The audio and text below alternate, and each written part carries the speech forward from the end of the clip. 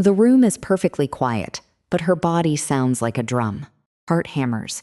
Her chest feels tight, and her stomach churns as if she just ate something rotten. She checks her phone again, but there are no missed calls, no bad news, and no visible reason to feel this way. Yet the physical alarm inside her refuses to switch off, and that is the first mystery. Why does a mind full of future worries summon the same bodily machinery we use to escape a car crash? She is not in danger, but her body has launched a full survival response in a quiet kitchen. The breath is the first place the change announces itself, pulling air in fast and shallow through her nose. Each inhale stays high in the chest, never reaching the deep, slow rhythm of a relaxed belly. Her shoulders lift a little with every breath, and within minutes, her fingertips feel tingly and strange. She begins to wonder if something is physically wrong with her lungs or her heart, and the fear tightens one more notch. That suspicion is exactly where the problem doubles. The body responds to real danger and to imagined danger with almost identical chemistry. To understand how anxiety changes breathing, tension, and digestion, we first have to return to a world where those changes saved lives every single day. Imagine standing on an ancient plain and spotting the flick of a tail in the tall grass. Your brain does not stop to debate species or intent. It launches an immediate body-wide order to prepare for the worst. Your breathing quickens to take in more air, and your airways open wide so every breath can reach the blood more efficiently. At the same time, muscles throughout your back, neck, and legs tighten, coiling like springs to help you strike or sprint. Your digestive system, which was calmly processing your last meal, receives an urgent signal to stop everything. Digestion requires energy, and in a survival moment, energy belongs to the muscles, not the stomach, so the gut slows down and can even feel queasy. That entire sequence, from the first flicker of attention to the full body readiness, takes only a fraction of a second. In a world of physical predators, this response is a gift. It sharpens your senses, tightens your grip, and shunts blood to the parts of you that need to move right now. But the alarm system in our bodies did not come with a setting labeled only for charging animals. It activates just as powerfully when the threat is an upcoming exam, a difficult conversation, or a future that looks uncertain. A 10th grader waiting to give a presentation feels the same pounding heart, the same tight throat, and the same fluttering stomach as a person who has just stepped on a snake. Anxiety is that survival response fired up without a clear physical target, and the body keeps running the program because the brain keeps signaling that something important is at stake. The first major physical system to take the hit is the breath. And the change is not just a minor shift in rhythm. During anxious anticipation, breathing often becomes rapid and shallow, a pattern called hyperventilation when it becomes extreme. Hyperventilation does not mean you are getting too much oxygen. It means you are breathing out carbon dioxide faster than your body produces it. Carbon dioxide is not simply a waste gas. It helps maintain the right chemical balance in your blood, and when it drops, tiny blood vessels in your body begin to narrow. That narrowing reduces blood flow to the brain and to the fingers, which is why anxiety can make a person feel lightheaded, dizzy, or as if the world is slightly out of focus. The same chemical shift can cause tingling around the mouth and in the hands, a completely real physical sensation that feels like the beginning of something terrifying. Once the body registers these strange sensations, it can mistake them for further evidence of danger, and the loop tightens. Fear feeds fast breathing, and fast breathing feeds more fear. Now, return to our quiet kitchen for a moment, where the woman's attention has settled on her chest. She tries to take a deep breath, but the tightness resists, and she cannot seem to get enough air no matter how hard she inhales.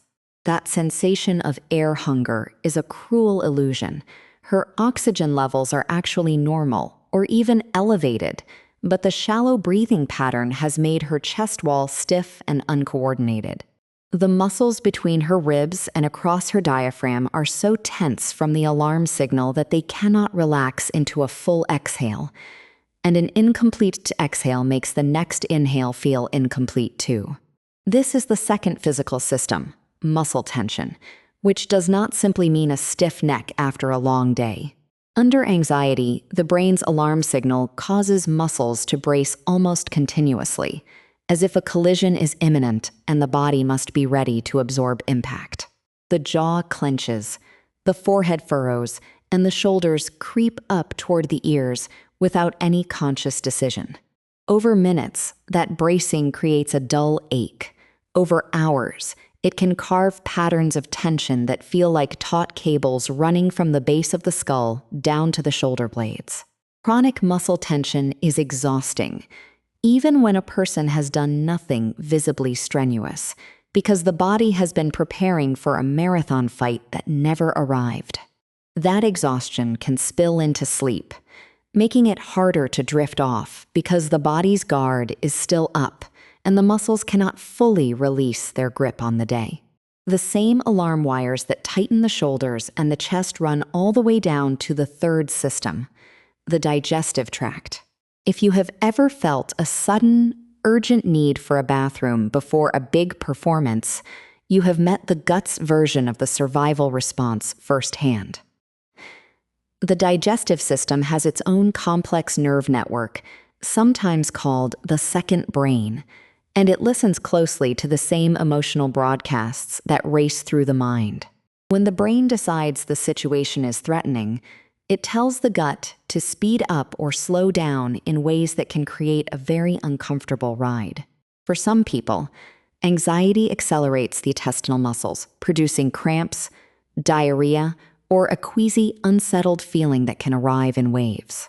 For others, the digestive process stalls, causing bloating, nausea, or a sensation that food is just sitting still in the stomach. Neither pattern means the body is broken. Both are variations of the same ancient instruction that once cleared the gut to save energy and make the body lighter for a sprint. Yet when these sensations appear in a classroom, an elevator, or a crowded subway car, the brain can misinterpret them as signs of a bodily emergency rather than as a misfired survival reflex. The mistake is understandable because the feelings are genuine. The same nerves that produce stomach pain during a virus can be activated by the chemical signals of intense anxiety. Researchers have repeatedly found a strong association between persistent anxiety and functional digestive conditions like irritable bowel syndrome, where the gut behaves abnormally without any visible physical damage. That connection does not mean anxiety is imaginary or that the stomach pain is just in your head. It means the conversation between the brain and the gut is a real, measurable, and two-way biological street. Psychological tension sends its commands downward, and the gut's distress signals climb back upward, reinforcing the very anxiety that started the cycle. So far, we have followed 3 separate systems, but inside a living body, they never operate in isolation. The tight chest pushes the breath higher. The shallow breath intensifies the chemical imbalance, and the chemical imbalance tightens the muscles further while disrupting the stomach. Once this feedback loop is running, the body can feel like a malfunctioning machine, and the natural human reaction is to fight the sensations or flee from the situation that seems to trigger them. But fighting the body's own survival response is like wrestling a wave. The struggle itself creates more alarm, more muscle tension, and a more desperate hunger for air. The central complication is this. The physical symptoms of anxiety are not signs of destruction, but signs of an overly protective system trying to save you from a danger it cannot locate. The heart is not failing.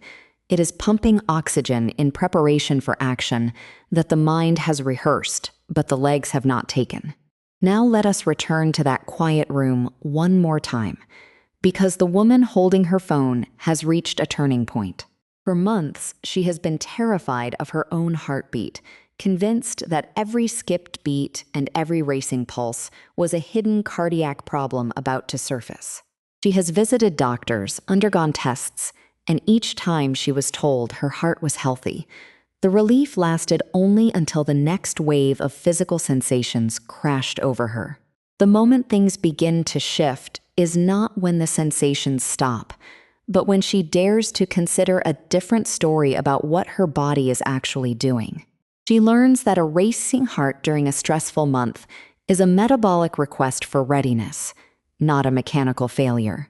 She discovers that the tight band around her throat is not a closing airway, but a group of small muscles that brace protectively when her nervous system perceives a high-stakes situation.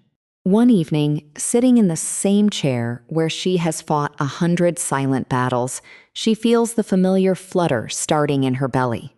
Her instinct screams at her to clench against it, to monitor it, to search the internet for an explanation that matches her worst fear. But instead of feeding the spiral, she pauses and deliberately says to herself, "This is the gut's visceral slowdown, not a disease. It is a wave, and waves pass." That pause is the first practical crack in the cycle, not because the fear evaporates, but because she stops adding a second layer of terror on top of the first physical signal. The central reversal, the insight that changes the meaning of every tight breath and every churning stomach, can now come into view. The true cost of misunderstanding this pattern is not just needless worry. It is the avoidance of a full life. People begin to fear the sensations themselves, so they retreat from exercise that raises the heart rate, public speaking that tightens the throat, or foods that might upset a nervous stomach. That retreat narrows the world, and a narrowed world only confirms to the anxious brain that danger is everywhere and safety requires constant vigilance. The climax of this story is not a miracle cure or a sudden disappearance of all symptoms. It is a shift in relationship. When a person can look at a trembling hand before a performance and say, "That is my body giving me the fuel to do this well," the signal changes its meaning. That psychological shift has a direct physical consequence. The brain's threat assessment circuits, centered in a region called the amygdala, begin to quiet down when the cortex stops labeling the body's arousal as catastrophic. Slow, deliberate belly breathing operates as a direct messenger to the vagus nerve, which runs from the brainstem to the heart and gut, carrying the instruction to resume a calm, restorative state. The real power of understanding these changes is not that you can command your body to relax on demand, but that you can stop interpreting its protective efforts as betrayal. Your body is not working against you. It is working for you using a playbook written millions of years before modern life, and that insight alone can shrink the fear of the next wave. With that reversal in place, the final movement of this exploration turns toward what happens next, back in the ordinary world of mornings, meetings, and quiet rooms. Imagine the woman in the kitchen again, a few weeks later, feeling the first tight knot form in her stomach as she prepares for a difficult phone call. She notices the tension, names it as the gut signal of importance rather than a symptom of illness, and intentionally lengthens her next exhale. She places a hand on her belly to feel the breath move downward, and within a minute, the churning has not vanished, but it has softened from an alarm bell to a gentle nudge. This does not mean that every digestive flare-up, every headache, or every tight shoulder is purely psychological and can be breathed away. The body also speaks the language of illness, injury, and organic trouble, and it is essential to listen carefully and seek medical clarity when symptoms are new, severe, or persistent. But in the large middle ground where modern anxiety lives, the physical sensations are often an honest, if overly dramatic, message from a system that evolved to keep you alive. The practical lesson is not to silence the message, but to read it more accurately and to give the body small, concrete signals that the immediate crisis has passed. A relaxed jaw tells the nervous system that there is nothing you need to bite. Loose shoulders say there is nothing you need to brace against right now. A slow, complete exhale informs the brainstem that the lungs have emptied without obstruction, which dials down the urgency of the next inhale. But they break the feedback loop long enough for the thinking brain to catch up with the reacting body.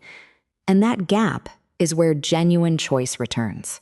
You can notice your own pattern without turning it into a permanent identity or a life sentence of fragility.